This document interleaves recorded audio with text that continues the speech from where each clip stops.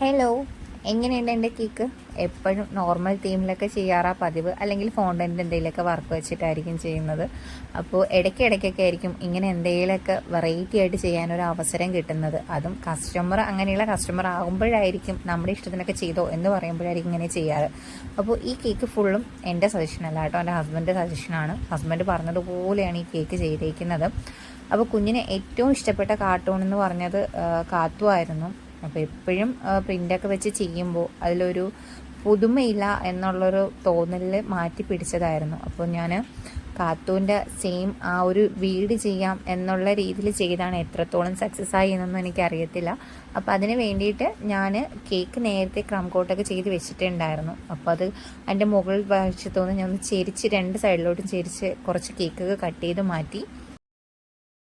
പിന്നീട് ക്രീമൊക്കെ വെച്ചിട്ട് ആ ഒരു മേൽക്കൂരി അങ്ങ് വരച്ചു കൊടുത്തു. പിന്നീട് ക്രീമിൽ ഡയറക്റ്റ് നമ്മൾ കളർ ചേർത്ത് ഒരുപാട് മിക്സ് ചെയ്ത് എടുക്കുമ്പോൾ എല്ലാ ക്രീമും ഒരേ കളറിൽ കിട്ടുമെന്നുള്ളത് കൊണ്ട് തന്നെ ഞാൻ അതങ്ങനെ ചെയ്യാൻ പോയില്ല. എനിക്ക് അത്രയും എല്ലാം ഒരു കളറിൽ വേണമെന്നില്ല.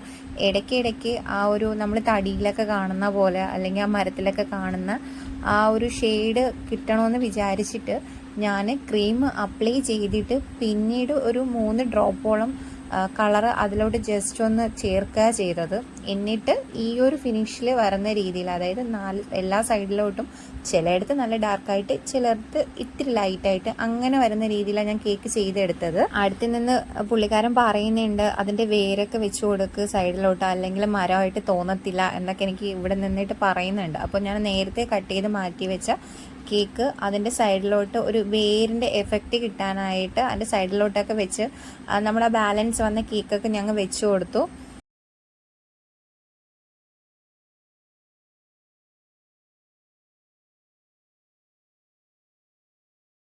അതിനുശേഷം ക്രീം കൂടി വെച്ച് ആ കേക്കും കവർ ചെയ്ത് എടുത്തിട്ട് ഒരു വേരിൻ്റെ എഫക്റ്റൊക്കെ വന്നു എന്നാണ് എനിക്ക് തോന്നുന്നത്. അങ്ങനെയൊക്കെ ആക്കി എടുത്തു.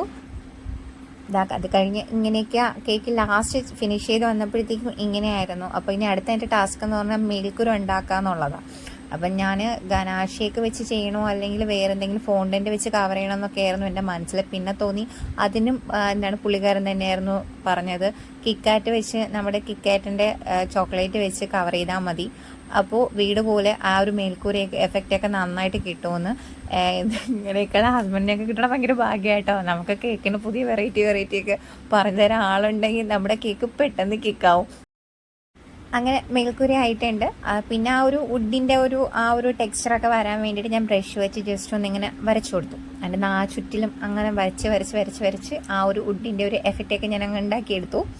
പിന്നെ ആ കിക്കാറ്റ് അങ്ങനെ തന്നെ വെക്കുന്നതിനോട് വലിയൊരു ഭംഗി തോന്നിയില്ല. പിന്നെ ഞാൻ വീണ്ടും അതിൻ്റെ പുറത്തുകൂടി കുറച്ച് ക്രീമൊക്കെ അപ്ലൈ ചെയ്ത് വീണ്ടും ആ മേൽക്കൂരയൊക്കെ നന്നായിട്ട് ഫിനിഷ് ചെയ്ത് ആ ഒരു കിക്കാറ്റൊന്നും പുറത്ത് കാണാത്ത രീതിയിൽ ക്രീമൊക്കെ വെച്ച് ഫുൾ കവർ ചെയ്ത് അങ്ങനെ നമ്മുടെ കേക്കൊക്കെ ഫിനിഷ് ചെയ്തു. അപ്പോൾ പിന്നീടുള്ള അടുത്തൊരു കാര്യം എന്ന് പറഞ്ഞാൽ നോർമലി എന്നല്ല, ആ ഒരു കാർട്ടൂണിൽ ആ വീടിനുള്ളിൽ നിന്ന് ഒരു മരം വരുന്നുണ്ട്. അപ്പോൾ ഈ കിക്കാറ്റ് വെച്ചേക്കുന്നതുകൊണ്ട് തന്നെ എനിക്ക് ഈ ഇലയൊക്കെ അതിനകത്തോട്ട് ആ ലീഫൊക്കെ ഒന്ന് കുത്തി ഇറക്കുന്നതിന് ഭയങ്കര ബുദ്ധിമുട്ടായി. അപ്പോൾ പിന്നെ ഞാൻ അതങ്ങനെ ചെയ്യാണ്ട് അതിൻ്റെ സൈഡിലോട്ടായിരുന്നു ലീഫൊക്കെ സെറ്റ് ചെയ്തിരിക്കുന്നത്. പിന്നീട് സമയമില്ലാത്തത് കൊണ്ട് തന്നെ ഈ ഡോർ ചെയ്യുന്നതിൻ്റെ വീഡിയോ ഒന്നും എനിക്ക് കറക്റ്റ് കിട്ടിയില്ല. കാര്യം വേറെയും കേക്ക് ഉള്ളത് കൊണ്ട് തന്നെ പെട്ടെന്ന് ഫിനിഷ് ചെയ്യണമായിരുന്നു. അപ്പോൾ വീഡിയോ എടുത്ത് നിൽക്കാനുള്ളൊരു സമയം ഉണ്ടായില്ല.